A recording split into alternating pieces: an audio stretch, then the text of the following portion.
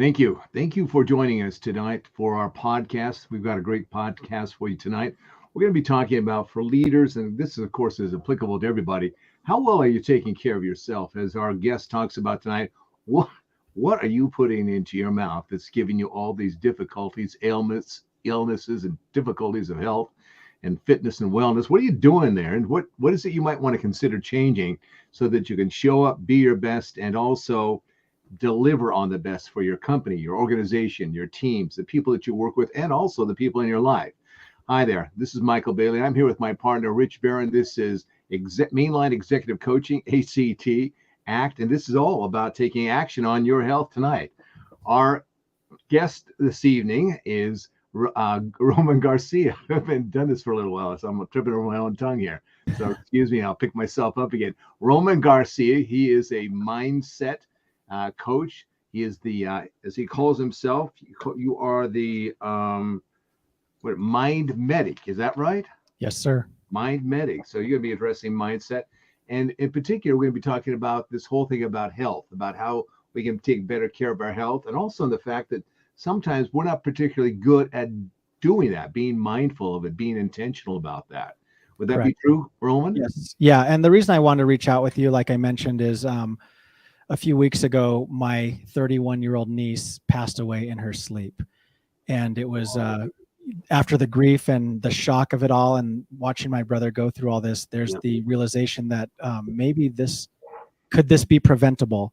And I won't go into details of the ailments or anything like that, but looking generally, a lot of us are dealing with things that are preventable, whether it's type 2 diabetes or obesity or heart disease, or you name it.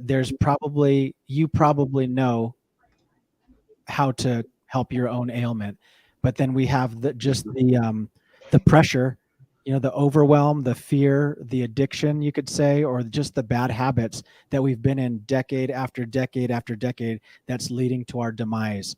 So I wanted to talk to you about that, and I wanted to tell you my solution and my plan to help those few people that, being a CEO is about optimization and about progress and about results. And sometimes we're not creating that in our personal lives while we're trying to create it for other people. It's crazy. Yeah, those lunch meetings can be a killer, literally. All right, so it's true. Rich, what's your take on what we're talking about this evening? Give us your angle. I got to tell you, you just hit on something, Michael. Some years ago, I had I'm not going to mention the company, but a company I did a lot of work with, and at least a bunch of vehicles from them in the past, and they had this habit of constantly taking every one of their clients out to dinner. And I'll tell you what, these account people, they would start, when you first meet them, be healthy, slim, trim, whatever. And within a year or two, these guys were seriously overweight, not looking healthy. I mean, it was just a thing that they had to do. Now, I say that because I got pretty close friends with one of these guys. And we got on to lunch and a few things and come and visited. And we're working on another business deal on leasing some additional vehicles. And I sent him an email. And this was right after we'd gone to lunch, that day. Sent him an email, no answer. And so I thought, that's really kind of strange. So I waited a couple of days thinking he was busy or something. And finally gave him a call and went straight to his voicemail. And so I called the main office to see if I could, if they could connect me with him. And he had passed away. He was actually, he did a lot of reffing high school basketball, and he was also a baseball coach. I mean, umpire and that kind of thing. But I guess he'd gotten himself, and he was in his early 40s, got himself in such a pickle. He actually died from a heart attack while he was reffing a high school basketball game. Now, this is, I guess, going back to this is something, is part of your work. This was part of what they did is be an account manager or whatever. But the point is, over by the course of 2 years, I really saw him go downhill, just from this lifestyle of constantly taking clients out to lunch and all these things. And it was just, it was kind of a sad deal. And he was a young father. So and it happens. I think we get to the point, and me and Roman have spoke about other things, and you've got such a phenomenal background in everything you've done that I think you've seen a lot of this in people's life, not only from a mental perspective, but from a physical perspective. If you were not taking care of yourself, this is going to impact everything you do at work. It's going to impact, the people around you, not only yourself, but the people around you. So I'm really interested, Roman. We talked earlier today offline, and you had a lot of really good examples and reasons why you needed to take care of yourself. Yes, sir. You want to hear him now again? Yeah, sure. Well, you know what? Our listeners, I'll tell you what, our listeners would love to hear this. Yes. So yeah, I mean, I'm reaching out, and I know people listen to podcasts and I could listen to 5, 6, 7 a day, but I think it's about change. It's about, I want to prick the hearts of people who are sick and tired of being sick and tired.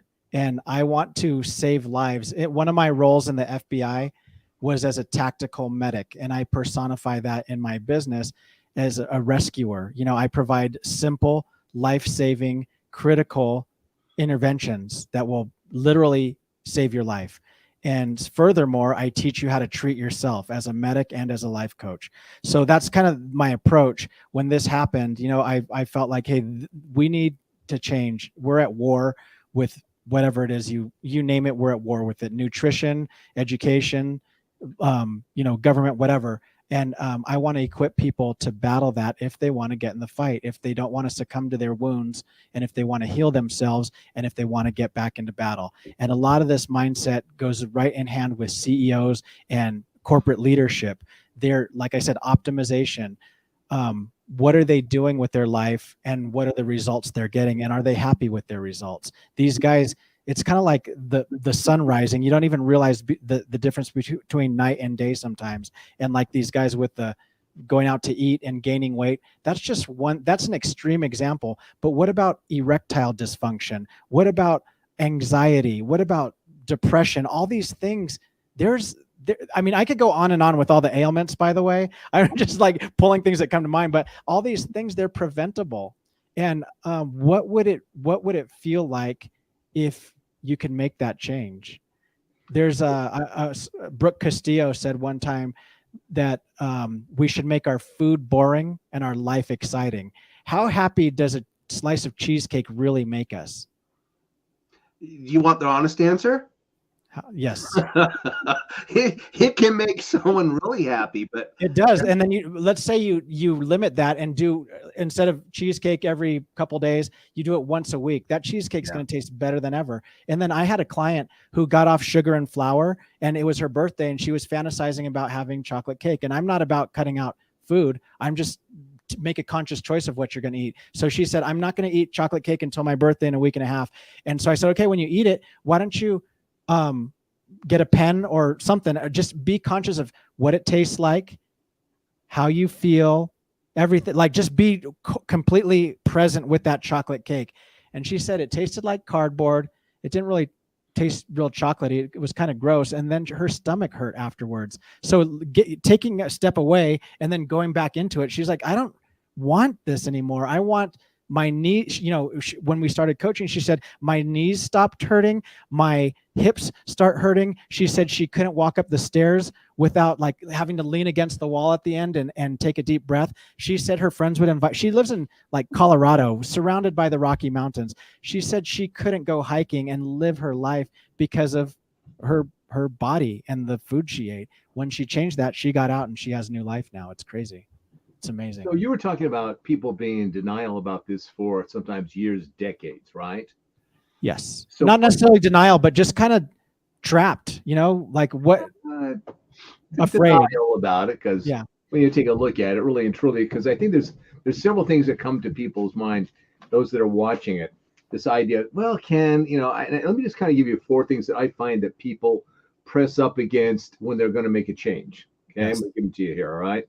Number one, can I do it? Yes. That's the first thing. Can I really do it, or can I learn to do it? That there's that whole thing that I don't know if I can, maybe I can, I'm not sure. Oh, sure I can, but then the next question after that is, will it be worth it? If I go through the time, the energy, the effort to change the way I'm eating, and it takes, it's going to happen over a period of time, or start working out, is it really going to be worth it? Is it just going to be one more diet? Is it going to be just one more exercise program that after 2, 3, 4 weeks, I just throw it away and I end up not really doing anything with it? Then there's another level that we don't usually think about, and that level is this: who will it benefit? Yeah. Now, obviously, you've been talking about the benefit of just feeling better, feeling your body's not aching, you're feeling more energetic. There's that level of, who will benefit. Yeah. If you think about it, though, there are other people around you in your life, whether it's in your own, your own social sphere, your family, or even at work, who will benefit in your work.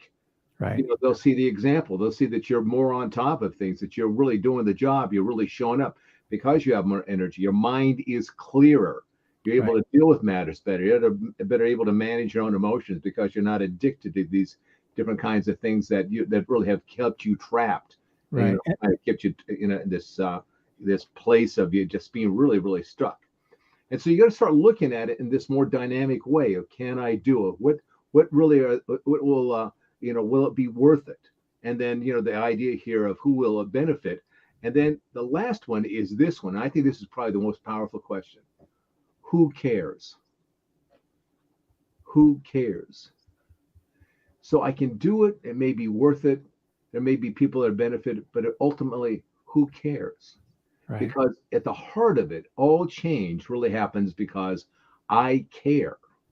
I care. We talk about in leadership here. I care about the kind of leader I want to be. I care about how I talk to the people I work with, the people that I lead. I care about the relationships that I have. I care about how they are doing. I care about how the company's doing. I care about the processes that we're going through. I care about how the team is working together. It's this sense of I care. And there's a lot of talk in the air these days about people just not caring, people being indifferent, people being aloof, people being caught up in their own world.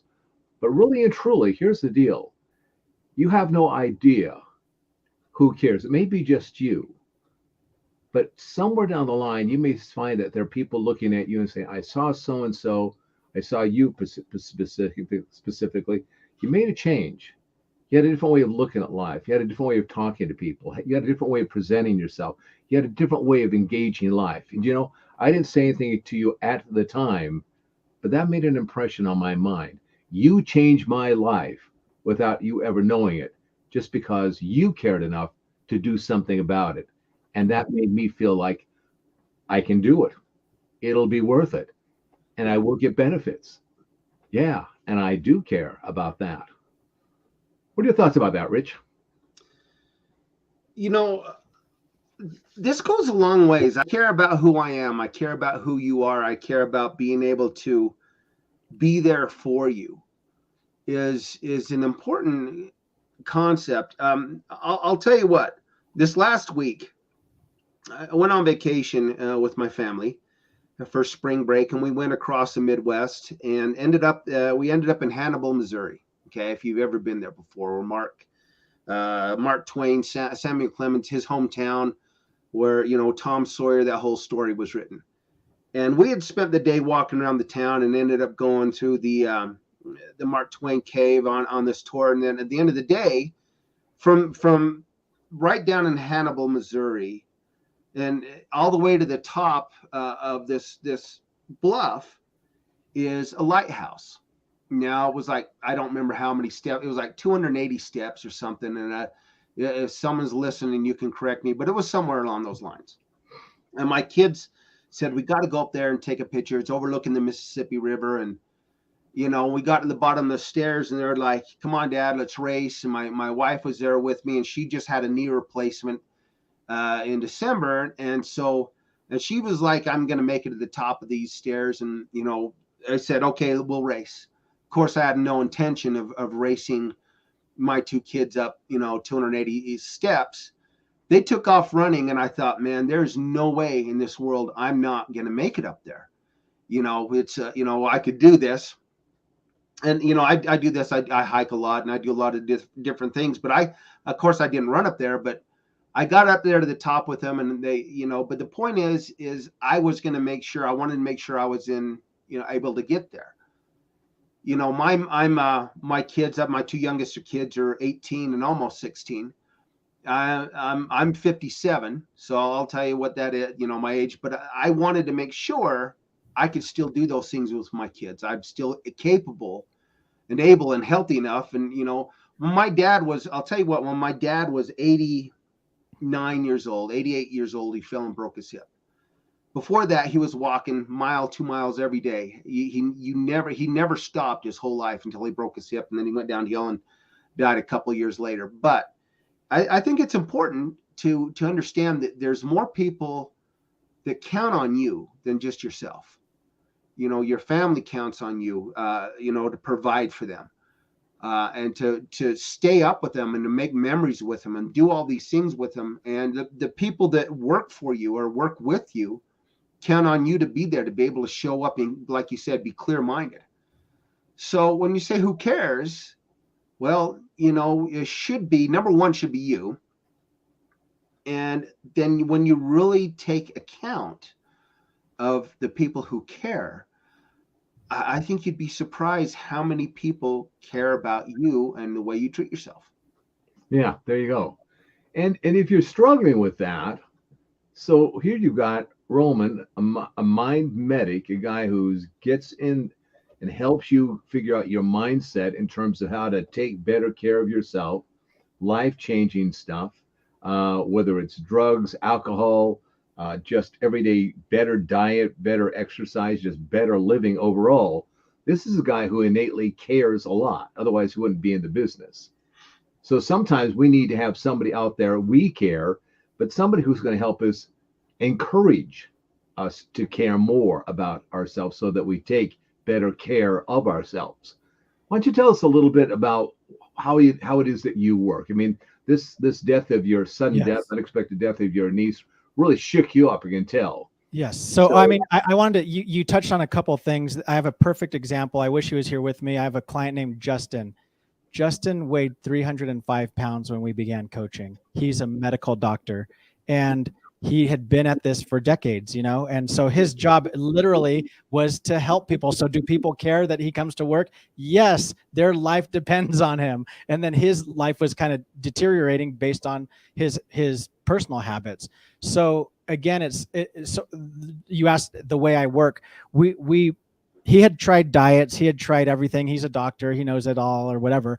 So we took a different approach. And what I do, I don't offer diets or specifics.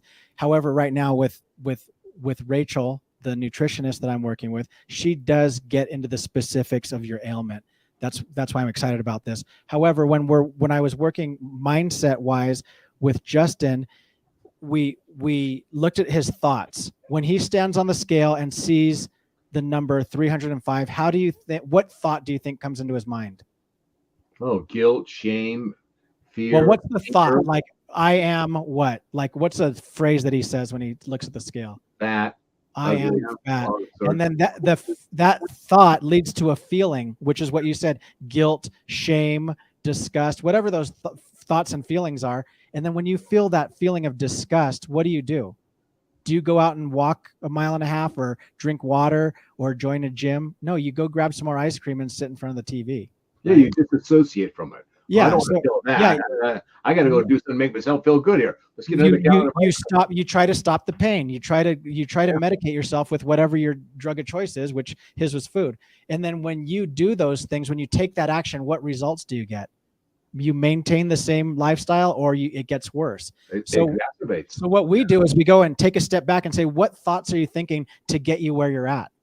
And what thoughts do you want to have? So his new thought is, I can add 10 years onto my life if I change the way I eat. And so what feeling does that produce? A sense really euphoria, excitement. Yeah, power, empowerment. Yeah. Yeah. So you produce a positive feeling, and that drives positive action. That drives you to say, I don't need to snack in between meals. I could do intermittent. I could skip breakfast. I'm not really that hungry. I could eat organic. I could drink more water instead of Red Bull or what. I mean, there's these small changes. I have this quote from the book Limitless. Have you heard of that book called Limitless?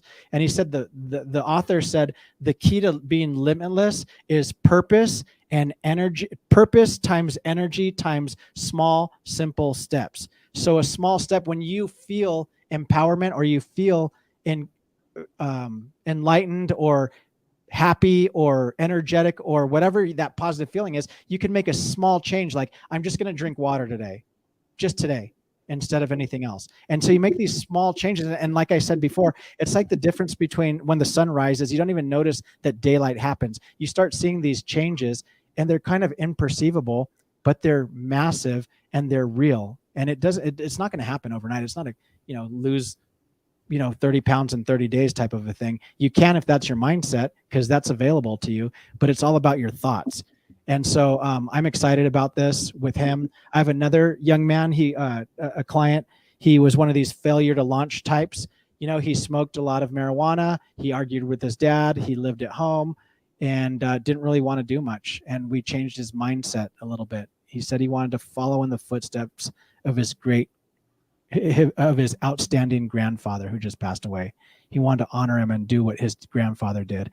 And so at the beginning of this, at the beginning of coaching with him, his goals were to lose weight, gain muscle, get a higher paying job, and he just wanted to be better. He wanted to stop vaping too. That was his fourth thing. And so today, we started a few months ago. Today, he does yoga 6 days a week. He found a higher paying job. He doesn't vape, and he's eating healthy, and he's losing weight, and he's gaining muscle. And if you would have told me 3 months ago that this guy who him and his dad are like this, and he's kind of just, living the life, playing video games, smoking weed, all this stuff. If you would have told me that guy's like the epitome of health now, or getting there and doing yoga 6 times a week and earning more money and losing weight, and I would have laughed you right out of the room. I didn't believe it myself. And here he is today. He's changing his life. And these are just a couple examples, but we need to ask ourselves, what is it costing us not to make a change? Yeah. Like Rich, you mentioned a knee replacement. If your wife could pay a certain amount of money to avoid a knee replacement, how much would she pay? And I'm trying to monetize it. Is it worth $1 million? Is it worth $10 a day? Is it worth, what is it worth? And, I charge money for my services, obviously, but I just want to help people. I just want to put that in perspective, that it's not necessarily even money. It's peace, it's happiness, it's being able to walk the dog again, it's being able to go to your kid's soccer game, it's being able to go on hikes, it's all this stuff. It's living our life instead of planning for the next feast, which is all over our calendar. I got to tell you, that's an interesting concept, Roman. How much would you pay to not be in that certain condition? I'll tell you what, my wife set some records in high school cross country. And this was in the 80s, that stood until recently. And now she's on her second knee replacement. The first one only lasted 3 years, and then had to get another one. But, she walked all the way up the top of those steps too. Yes. But I guarantee you that with the trouble that she's had with her knee over the years, and both knees, actually, she's had, problems with both of her knees. Absolutely. She would pay a lot of money to probably. And I'm not saying I'm the cure for everything from cancer to everything underneath, but what if there are things like, what if you had more bone broth with it, which is rich in collagen, and you